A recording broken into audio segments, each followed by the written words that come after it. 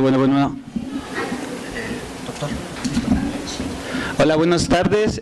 Muchas gracias por acompañarnos a la presentación del libro Emociones, Poder y Conflicto, Perspectivas Teóricas, Género, Resistencia y Políticas de Estado.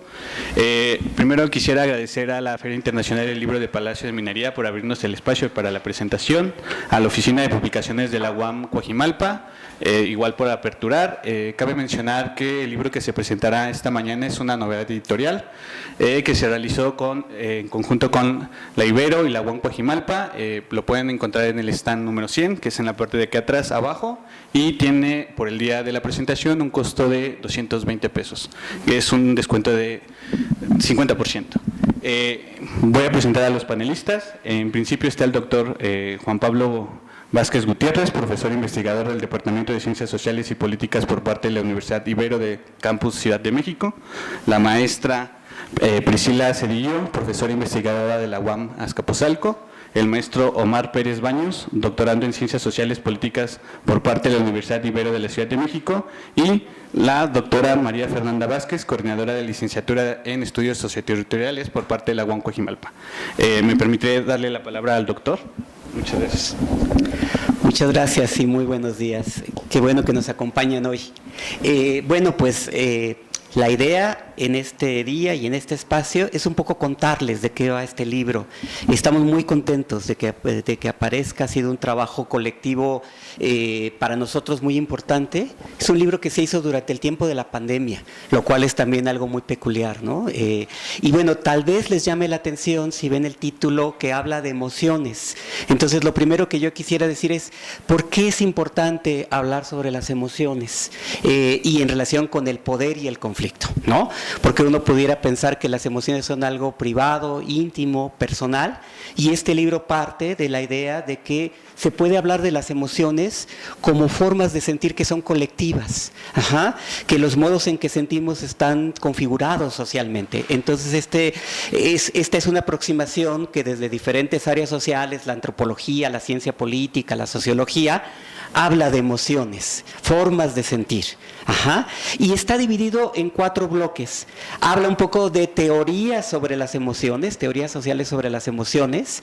Habla también de cómo los modos de sentir se expresan en el cuerpo y en el género, que es otro bloque en donde abordamos este tema. Habla de cómo cuando participamos políticamente en movimientos sociales, por ejemplo, decidimos participar en algo o nos indignamos o estamos orgullosos de algo y lo reivindicamos, y ahí en la participación política, lo político es personal y lo político también se expresa emocionalmente. Entonces, un bloque de este libro trata de los movimientos sociales, la política y las emociones. Y un último tiene que ver con la cuestión de cómo configuran políticas de Estado. Y a lo mejor ustedes podrían preguntarse, bueno, ¿y qué tiene que ver el Estado y la política pública, por ejemplo, o las políticas, con las emociones? Y ahí se habla tal vez, por ejemplo, de las músicas, por ejemplo, de Estado, los himnos nacionales que cantamos tal vez cada lunes y que van configurando sentimientos patrios, por ejemplo, y que son cosas que hemos aprendido, que nos forman y que podemos ver reflejados en las Olimpiadas o en los campeonatos del mundo, por ejemplo, ¿no? En donde hay pasiones encendidas alrededor de emblemas como los equipos y las banderas. Entonces, de eso va. Quería yo comenzar diciendo que las emociones están en nuestra vida cotidiana, pero nos configuran y también definen lo que hacemos políticamente. Entonces, por eso el libro se llama Emociones. Nos falta hablar un poco de por qué habría poder en las formas de sentir y el conflicto que puede darse alrededor de las emociones. Por ejemplo, los mandatos de género, cuando nos dicen qué debemos ser y cómo debemos sentir como hombres o mujeres, por ejemplo, ¿no? Hay formas de presión social y poder que se dan ahí. Entonces, bueno, este libro va de eso. Yo quería comenzar hablándoles de que habla de emociones y de que también en la ciencia política se habla de poder, pero rara vez los políticos, los politólogos, trataron de manera sistemática el tema de la relación entre emociones y poder. Entonces, por eso nos interesaba. Y donde hay poder hay resistencia y puede haber conflicto. Entonces, el libro se llama Emociones, Poder y Conflicto y abarca perspectivas teóricas, temas del cuerpo y el género, movimientos sociales, participación política y Estado. Por eso un poco el título que espero que puedan ver ahí. Y creemos que es un libro interesante porque, como les decía, son 11 capítulos divididos en 4 bloques, en donde académicas, pues básicamente de la Ciudad de México, la UAM, la UNAM y la Ibero, estuvimos ahí participando y cada capítulo hace una aproximación diferente, incluso con métodos distintos a los problemas, pero teníamos temas en común que nos interesaban. Un modo específico de pensar las emociones, los afectos, los sentires y el cuerpo, y un modo específico de pensar que esto tenía que ver también con una suerte de propuesta teórica y metodológica muy peculiar para cómo estudiar las emociones. Y no digo más para dar ya lugar a que mis compañeras, compañeros hoy hablen, pero quería darles como una idea general de esto que pretende ser una propuesta muy específica de estudiar teóricamente a las emociones, pero también metodológicamente una manera de pensar algo que han llamado el giro afectivo, que tiene que ver con el interés de las ciencias sociales por estudiar a las emociones de modos distintos, ¿no? Entonces, no vamos a hablar hoy de los 11 capítulos, pero sí les vamos a hablar de algunos de ellos. Aquí mis compañeros son autores, autoras de capítulos específicos, hablarán de su bloque y de su capítulo para decirles más, y la idea es de que pueda ser un diálogo, de que ustedes, por favor, si algo les interesa de lo que estamos diciendo no queda claro, que nos pregunten y que podamos platicar y podamos hacer esto un espacio de conversación sobre un tema que creo que sí les puede ser interesante, ¿no? Por lo que vive cada uno en su edad, en su momento. ¿Qué relación tengo con las emociones? ¿Qué tanto pienso sobre ellas? ¿Qué tanto orientan mi vida, mis elecciones, lo que decidí estudiar, las cosas que me gustan, ¿no? Entonces, por ahí va esto. Y ahora pues doy la palabra a mis compañeras para que nos hablen de los bloques y de los capítulos. Muchas gracias, doctor. Pris, te paso el micrófono. Pues muchas gracias, buenos días. Primero que nada, gracias por estar acá y escuchar un ratito un poco de algo que nos apasiona a todos los que estamos en esta mesa, que tiene que ver con la sociología, las emociones, el poder, etcétera. Primero que nada, pues yo quería agradecer a Juan Pablo por su extraordinaria coordinación del libro, por su invitación a presentarlo, ¿no?, a la Universidad Autónoma Metropolitana, a Fernanda, al Departamento de Publicaciones, por haber tenido esta iniciativa para estar presentándonos hoy aquí. Y bueno, como un poco ya les mencionó Juan Pablo, cual estudiantes de secundaria nos repartimos el trabajo para que cada uno presente una partecita del libro y les platique de qué va, ¿no? Y uno de los bloques en los que yo participé y del cual les voy a hablar hoy es este que está dedicado a la relación entre género y poder, ¿no? Que puede ser evidentemente una relación ya muy estudiada, sobre todo por todas las movilizaciones feministas que han puesto el acento en las múltiples formas de violencia que ha habido alrededor y en contra de las mujeres, ¿no? Entonces, este libro trae un bloque que está dedicado a pensar muchos de los mecanismos a partir de los cuales estas violencias se ejercen, ¿no? Y eso es un poco de lo que les voy a platicar, cómo esto se expresa incluso en nuestras emociones, ¿no? Y bueno, este bloque tiene el trabajo de 3 personas, ¿no? El de Daniela Sánchez López, que se llama Los cruces de género y clase social en las reglas del sentir del boxeo y el ballet.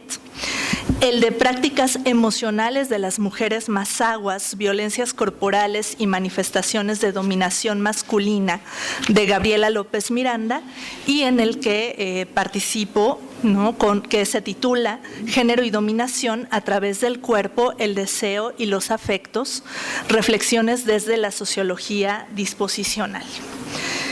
Entonces, estos trabajos son muy interesantes. Por ejemplo, el de Daniela Sánchez nos ofrece un vívido retrato de los códigos emocionales que se estructuran a partir del género y la clase al interior tanto del ballet como del boxeo profesional.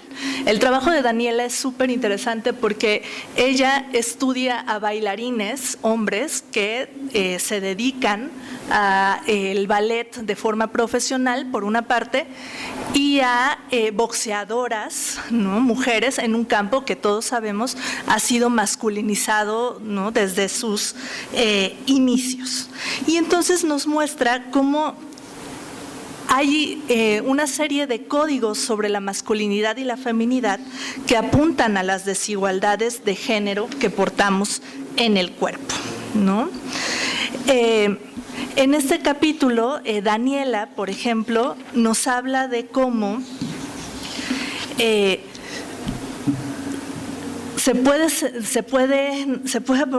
cómo se enaltece una cultura del dolor, ¿no? Es decir, nos hace sentir un poco en carne viva cómo las boxeadoras y los bailarines profesionales entrenan sus cuerpos, pero también sus emociones y sus sentimientos para ajustarlos a las expectativas de género y clase que les demanda el aprendizaje de su oficio.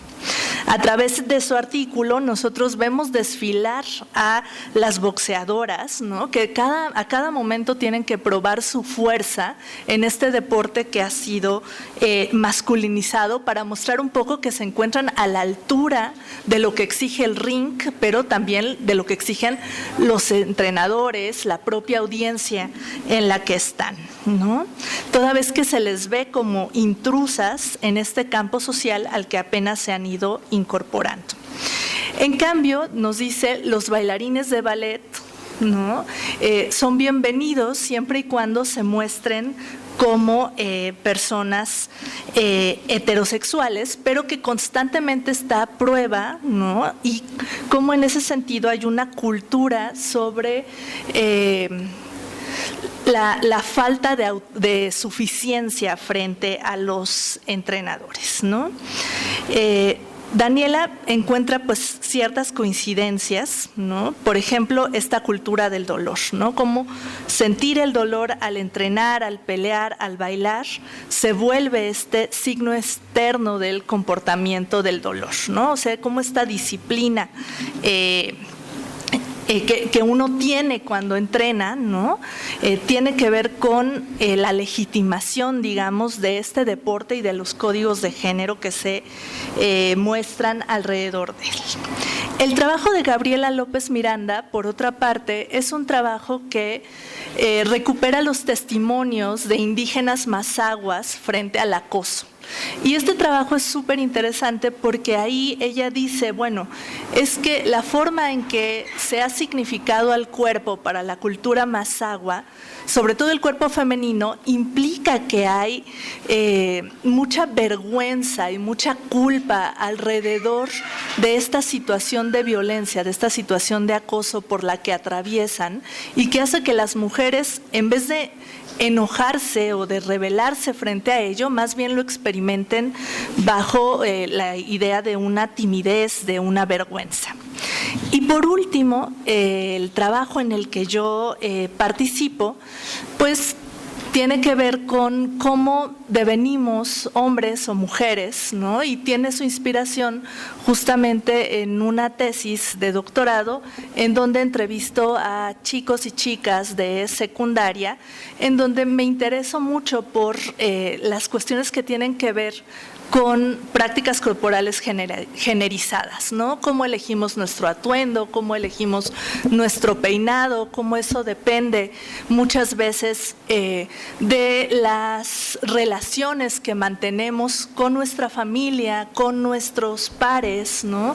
Cómo hay un sentido de pertenencia que se juega, pues, al momento en que nosotros estamos identificándonos como hombres, como mujeres e incluso como personas no binarias, ¿no? Toda identidad en ese sentido es relacional y se juega muchas veces desde los afectos, ¿no? Entonces, un poco de la reflexión que va en este capítulo tiene que ver con eso, ¿no? Con esta huella afectiva que los otros dejan en nosotros y que nos va configurando, ¿no? En el sentido de que nos vamos haciendo, digamos, a partir de estas prácticas corporales. Y bueno, eso sería un poquito parte de este bloque. Muchas gracias. Muchas gracias, maestra Priscila. Le paso el micrófono al maestro Omar. Gracias, buenos días. Agradezco el acompañamiento a la presentación de este libro. Agradezco también a Juan Pablo por invitarme a participar en este proyecto y a Fernanda, la doctora Fernanda, por la labor editorial. Yo voy a hablar de el capítulo con el que colaboro y también del bloque del que forma parte brevemente, porque me parece que hablar de un himno nacional, es el capítulo que escribo yo, pudiera parecer un poco anacrónico, porque los himnos nacionales de repente se vuelven algo tedioso, porque lo aprendemos a cantar de manera obligada en la escuela, y digamos está reservado para eventos muy específicos. No es una música, por ejemplo, que forme parte de nuestra vida cotidiana, como la música que escuchamos en nuestros teléfonos, etcétera, etcétera, y en ese sentido pareciera que es algo muy lejano, algo inclusive irrelevante para la manera en la que organizamos nuestra vida. Sin embargo, justo lo que trata de poner sobre la mesa el capítulo que yo escribo, que se llama De la autocontención a la intensificación, economías emocionales en las músicas de Estado, es poner sobre la mesa dos cosas. Primero, que un himno nacional no se le reconoce como tal hasta que nosotros somos obligados, y de aquí la importancia de las ceremonias escolares los lunes en las mañanas, por ejemplo, a reconocer esa música como algo que nos representa a todos, con independencia de nuestro origen étnico, de nuestra preferencia política, etcétera, etcétera, ¿no? Y en ese sentido es una música que no podría clasificarse, por ejemplo, como otro tipo de músicas que pertenecen a un género, la banda, la cumbia, la salsa. Es una música, se le reconoce como una música de todos, ¿no? Porque nos representa a todos en tanto mexicanos. Y aquí viene justo la dimensión del poder. Nosotros lo aprendimos por medio de una repetición continua de rituales que nos obligan a reconocer esos símbolos como símbolos legítimos, ¿no? Como símbolos que nos hacen reconocernos como mexicanos. Bien, hay dos formas de explicar un himno, o dos formas de explicar los fenómenos emocionales, más bien, que yo pongo a dialogar con el pretexto de los himnos nacionales, ¿no? Uno de ellos tiene que ver con entender las emociones como un fenómeno que acontece dentro de nosotros, ¿no? Como individuos, las emociones surgen dentro de nosotros, y lo que hace nuestra pertenencia a un grupo social, en este caso un Estado como el mexicano, es aprender a controlar o regular esas emociones, ¿no? Para explicar eso se usa el concepto de autocontención. Todos nosotros como seres humanos, en tanto bebés, nacemos sin una noción de cómo socializar, de cómo controlar nuestros impulsos para pedir, por ejemplo, alimento, reclamar afecto, etcétera, etcétera, y lo vamos aprendiendo conforme vamos creciendo. El otro concepto tiene que ver con otra comprensión de las emociones, no como algo que existe dentro de nosotros, sino como algo que se activa cuando nos estamos relacionando con los otros, ¿no? Las emociones circulan, las emociones no están dentro de nosotros, sino que circulan o se activan cuando empezamos a socializar con los otros, ¿no? El término que se usa es el de intensificación. Entonces tenemos por un lado la autocontención, algo que se tiene que controlar del individuo para que sea capaz de socializar, y la intensificación, que más bien es algo inherente a nosotros, que se va a activar, por llamarlo de alguna forma, invariablemente cuando empecemos a socializar. ¿Por qué los himnos me sirvieron como pretexto para poner a dialogar estas dos aproximaciones?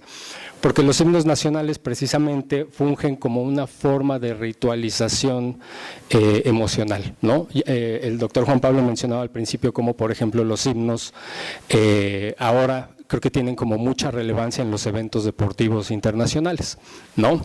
Un himno nacional, sobre todo el caso del francés y del mexicano, que se les reconoce por ser muy emotivos, ¿no? Inclusive se les clasifica como de los más bellos, ignoro el criterio de clasificación, pero digamos se les reconoce por su emotividad. ¿Qué pasaría con la primera explicación con respecto a los himnos? Que un himno nacional permite expresar las emociones, no solo de reconocimiento de un orden político, ¿no? Sino más bien la activación de dinámicas que hacen posible legitimar el Estado del cual formamos parte, ¿no? Nos emociona el himno nacional y al cantarlo de manera emocionados reconocemos que formamos parte de él, ¿no? Independientemente de que unos voten por un partido político o por otro, hay un reconocimiento de ese orden político. Por otra parte, si explicamos los himnos nacionales como un fenómeno de intensificación, podemos ver que ese reconocimiento deja de ser homogéneo. Y creo que los eventos cívicos recientes dan cuenta de cómo esta explicación es como más relevante, ¿no? El himno nacional puede ser entonado por gente que comulga en distintos partidos políticos. Y esa entonación no solo activa una dimensión emocional, un concepto que va relacionado con de intensificación es el de pegajosidad, o por lo menos así lo tradujeron, ¿no? Las emociones se adhieren a cosas, a significados, a representaciones de las personas, ¿no? Entonces, en una manifestación política, por ejemplo, podemos ver que la gente no solo entona el himno, sino que se le atribuyen ciertas propiedades a esa gente, ¿no? Se le clasifica, se le juzga, se le señala de cierta manera, y esto da cuenta de algunos aspectos o puntos ciegos que la primera explicación, la de autocontención, no da cuenta, ¿no? Que un himno nacional puede ser apropiado de distintas formas por quienes lo ejecutan y puede despertar distintas emociones, pero también distintos posicionamientos frente a otras personas. De alguna manera, este concepto es más consciente del conflicto que hay o de las diferencias que hay, diferencias motivadas emocionalmente entre quienes cantan un himno nacional, ¿no? Entonces, ese es el contenido o el desarrollo del capítulo con el que yo colaboro aquí, y digamos, la conclusión es que es importante poner a dialogar estas dos explicaciones, porque en realidad cada una permite explicar algo que el otro no hace, y digamos, complementarlos permitiría comprender de mejor forma, en este caso, los himnos nacionales, que en realidad son como un género musical poco estudiado, precisamente por estas características que pareciera que escapan como a cualquier gusto personal y responden más bien a un orden político. Y bueno, esa sería mi intervención. Gracias.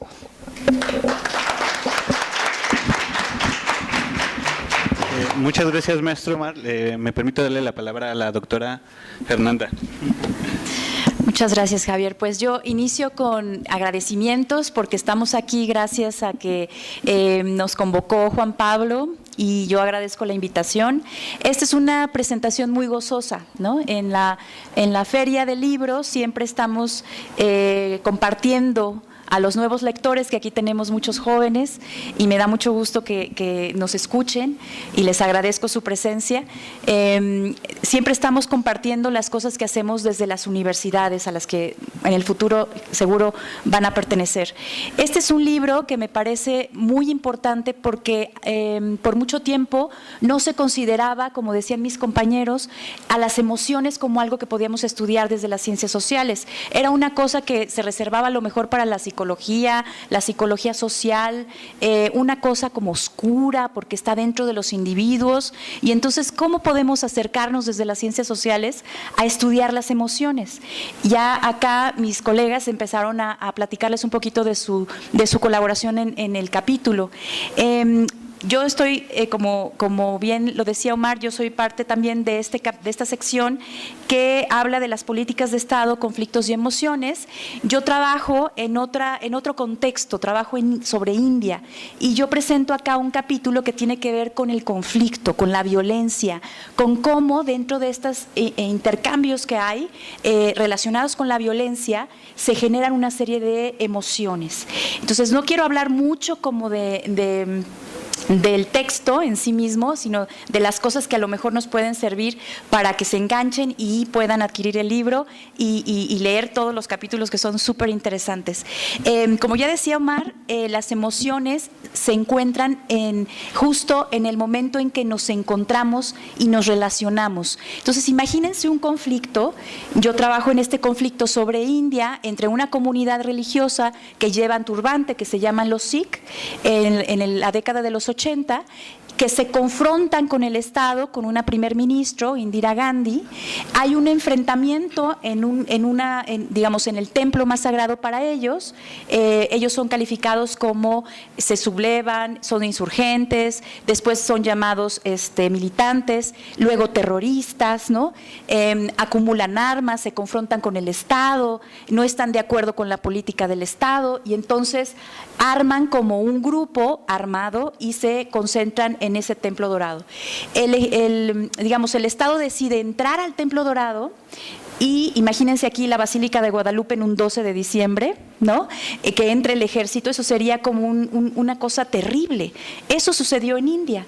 Y entonces yo trabajo sobre esas emociones que se construyen de un lado y de otro, sobre la política estatal que decide controlar y las personas que están involucradas, que resisten o que están en desacuerdo con algo dentro del Estado, y entonces ahí se generan una serie de emociones. Las emociones, por ejemplo, que nos pueden ser familiares, el estar dentro o fuera del Estado, el pertenecer o no pertenecer.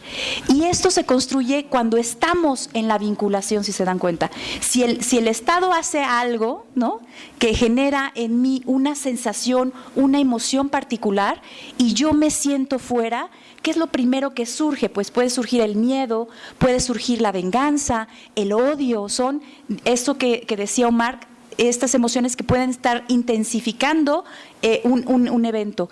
Y se hacen todavía más grande cuando estamos juntos o juntas, ¿no? Ese grupo de personas que compartimos algo que nos está sucediendo. Entonces yo trabajo acá, ¿qué es lo que pasa con estas emociones cuando hay un conflicto entre el Estado y una comunidad? ¿Cómo nos podemos alejar, ¿no? Nosotros cuando recibimos o cuando sucede un evento de esta magnitud, donde mueren personas, en este templo se enfrenta el ejército con ese grupo y mueren muchos devotos. Imagínense los devotos en la Basílica de Guadalupe, que luego dicen que son como 3, 4 millones, ¿no? Imagínense acá, no tantos, pero que mueren en el enfrentamiento. Producto de eso, el grupo, un par de guardias Sikh que están muy cerca de la primer ministro, la asesinan. Y eso convoca a que personas decidan organizar una matanza de Sikhs en Nueva Delhi. O sea, es una violencia, yo le llamo espiral, ¿no? Son varios espirales de violencia, uno lleva a otro, y que está envolviendo estos acontecimientos, este conflicto, emociones de no pertenecer, emociones de exclusión, emociones de odio, de venganza, ¿no? De hacer entender al otro algo porque debe de comportarse o de vincularse con la vida social de una manera particular. Y eso es muy interesante de poder ver, sobre todo si estamos enfrente de las elecciones que vienen. ¿Por qué se producen esas emociones, ¿no? Y eso es un poco lo que yo trabajo acá. Se producen a través de la narrativa, de lo que nos comunicamos, cómo nos comunicamos cosas. Si yo, las emociones empiezan con una idea, con una valoración, y eso genera etiquetas, estigmas hacia el otro. Y eso es lo que vivimos hoy en día este año, ¿no? Es muy fuerte en ese sentido, muchos mensajes sobre los otros que disminuyen o que enaltecen o que excluyen o que alejan. Y eso nos provocan emociones. Y esas emociones son importantes porque nos pueden llevar a odiarnos, a alejarnos, o nos pueden provocar tal nivel de sentimiento de venganza que queremos, ¿no?, que el otro pague por algo en especial, y entonces generamos a lo mejor acciones de violencia. Entonces, ¿por qué es importante hablar de esto acá? Porque eso nos vincula a poder tener control de lo que compartimos, de lo que creemos, de lo que divulgamos. Yo acá tengo un pequeño apartadito sobre los rumores y lo terrible que pueden ser los rumores, ¿no?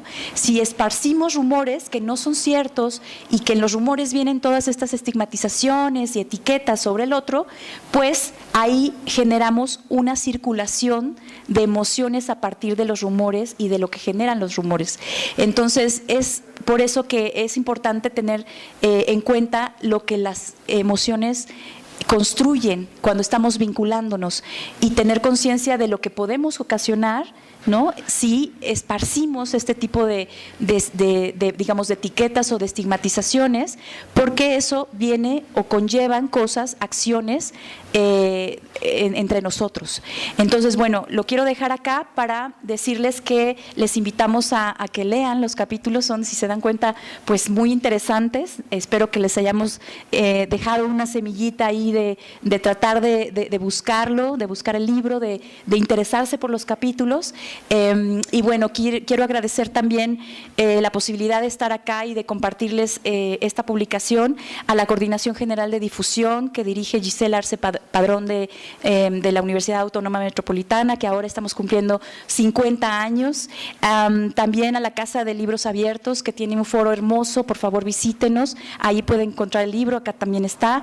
Creo que es el Salón 100, me parece, en el 100.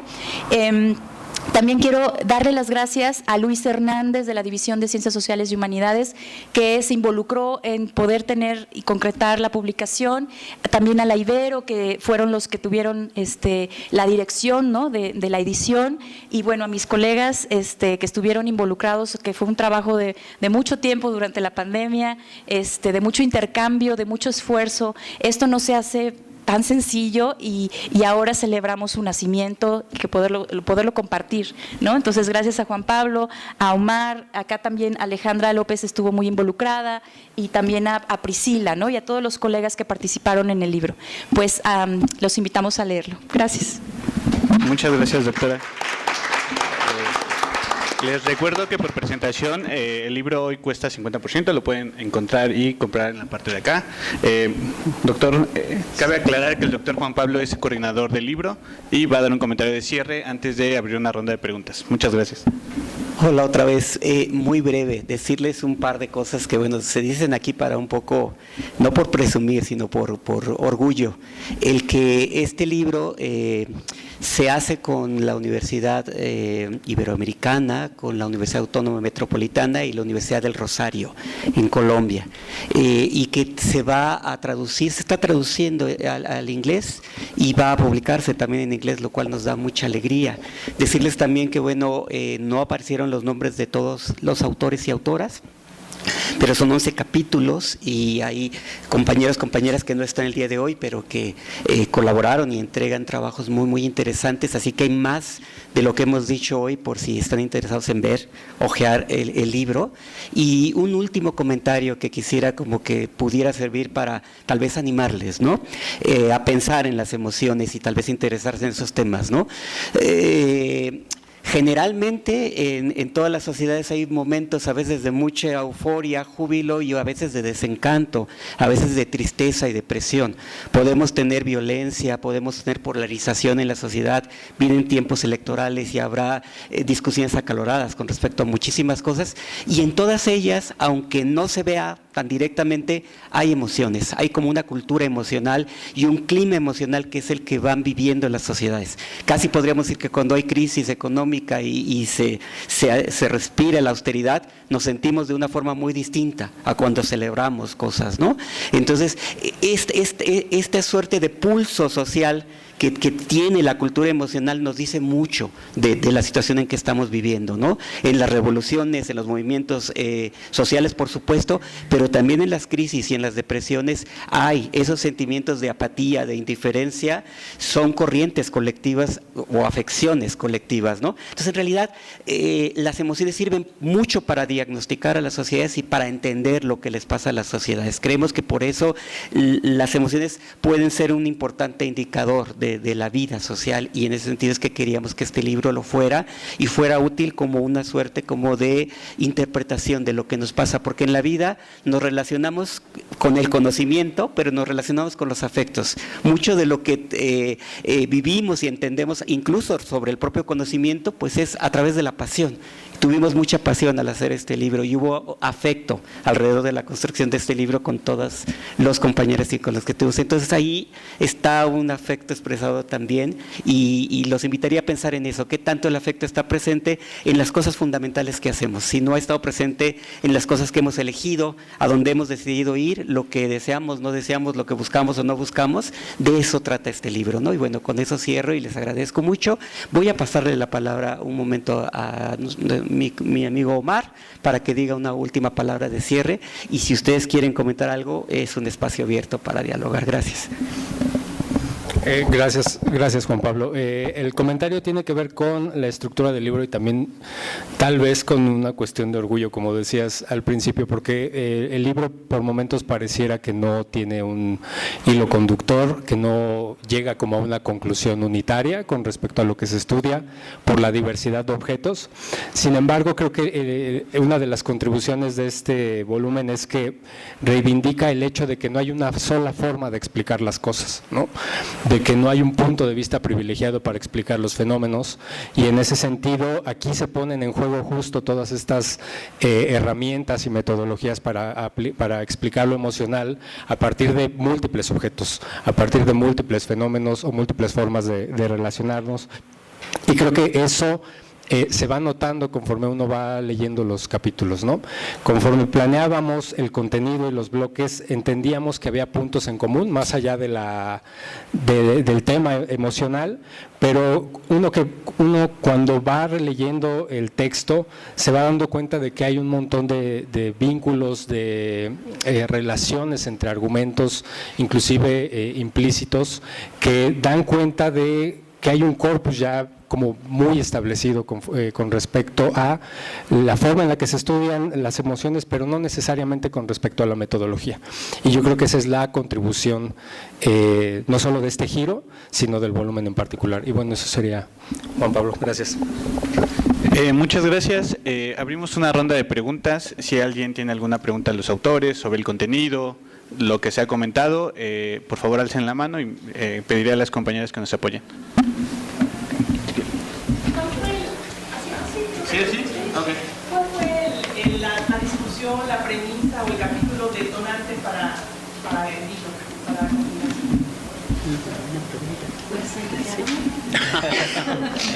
Bueno, es una muy buena pregunta.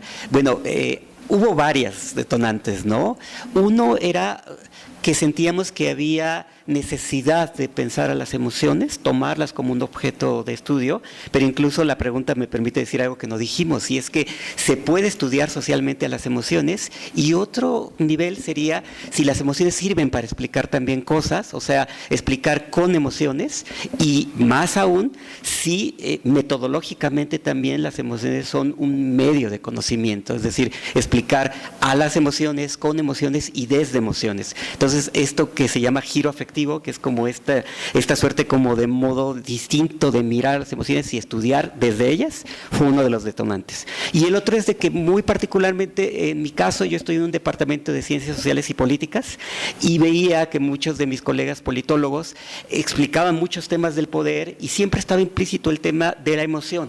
Desde Maquiavelo, desde Locke, desde Hobbes, desde muchos autores clásicos está presente esto de a lo mejor gobernar desde el miedo o generar sentimientos patrios para que se logre la integración. Las emociones están ahí, pero no tratadas sistemáticamente, como que hubiera una suerte de poco diálogo entre la emoción y el poder y lo político. Y entonces lo que queríamos era hacer un trabajo que estableciera esa relación de manera abierta y que dijera que se ven muchos niveles, desde el cuerpo, el género, desde la situación pues de las profesiones, de las políticas o de los movimientos sociales, en donde ahora se estudia mucho, porque alguien participa de repente en un movimiento. Si lo hace solo porque tiene un proyecto de nación distinto, una diferente posición política, o también hay elementos emocionales que nos hacen construir otro tipo de comunidad y protestar por algo, también desde lo emocional, ¿no?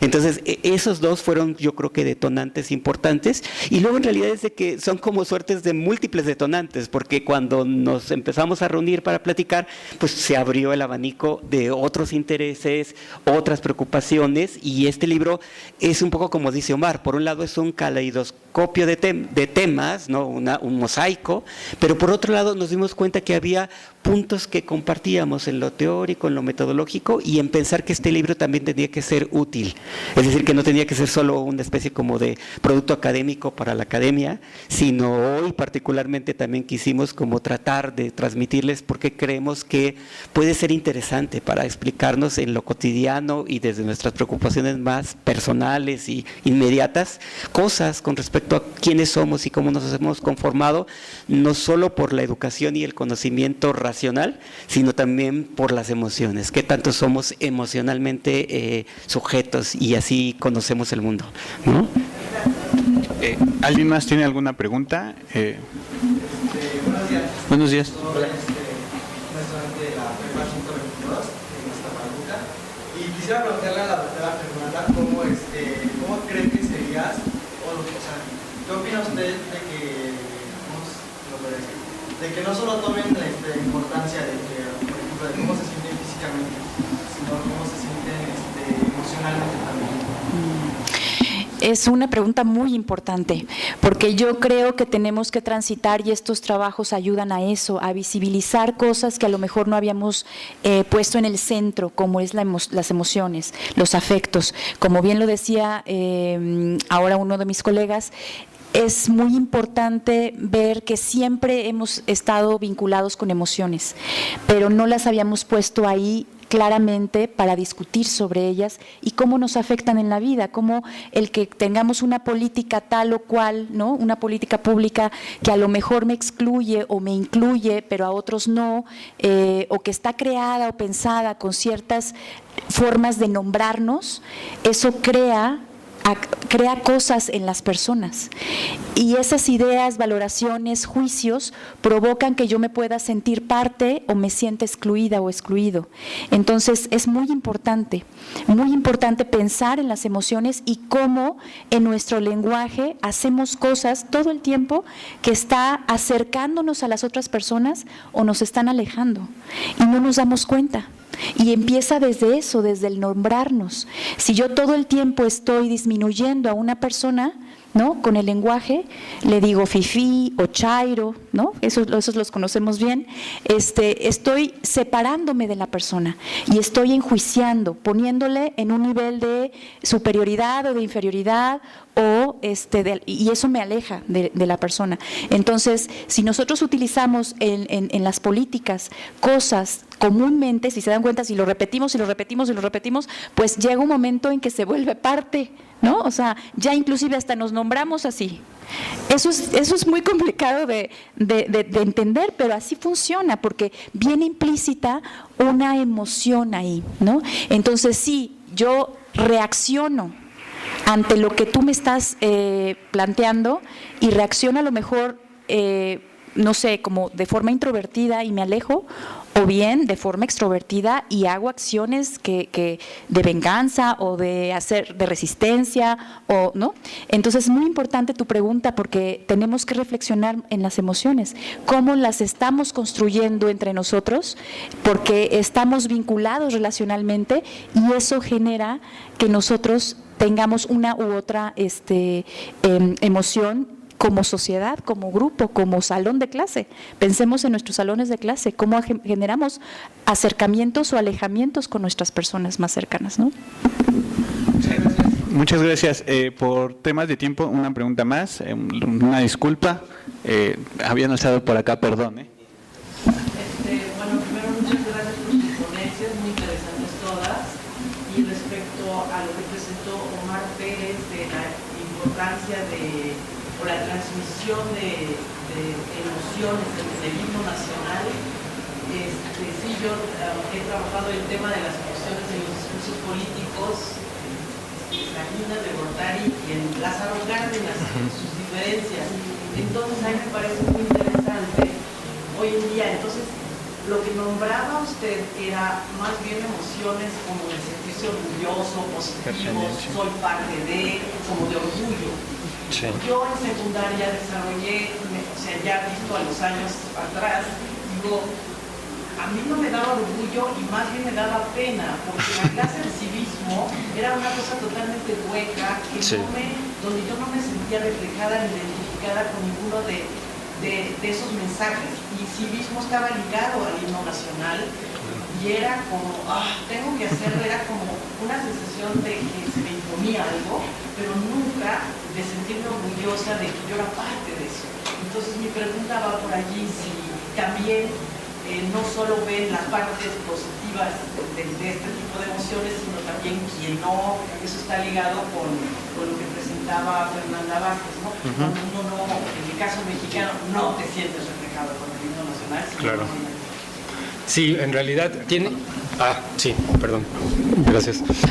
Sí, en realidad creo que el diagnóstico o la aproximación contempla ambos fenómenos, ¿no? Sentirse identificado o sentirse completamente enajenado, en el sentido de que no representa, ¿no?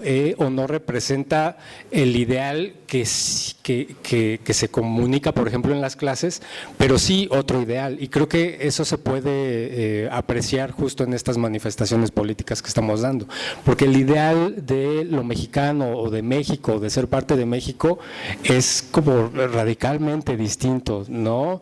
Y en ese sentido puede venir la identificación o la enajenación. Entonces, yo creo que las dos aproximaciones consideran las dos cosas, el reconocimiento o la enajenación, y lo interesante sería ver cómo cada uno de estos elementos, reconocimiento o enajenación, agrupan a distintos tipos de personas y cualidades que se les atribuyen a las personas, como decía un poco la doctora Fernanda, ¿no? Sí. Muchas gracias. Quisiera pedirle un aplauso a nuestros panelistas, el doctor Juan Pablo, el maestro Mar, la doctora Fernanda y la maestra Priscila. Muchas gracias por acompañarnos a la presentación del libro. Por tiempo tenemos que terminar, sin antes recordar que pueden encontrar el libro acá en la parte izquierda, 50% de descuento, y a los compañeros jóvenes, muchas gracias por su asistencia. Muchas gracias.